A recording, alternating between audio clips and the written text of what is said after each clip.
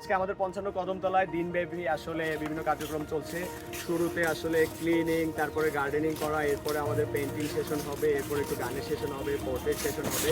আজকে আমাদের সাথে বাংলাদেশ বাচ্চারা জয়েন করতে প্রায় ২২ জন। ওরা সকাল থেকে আমাদের সাথে ক্লিনিং করতেছে এবং সারাদিন ব্যাপী আমরা বিভিন্ন কার্যক্রম পরিচালনা করব।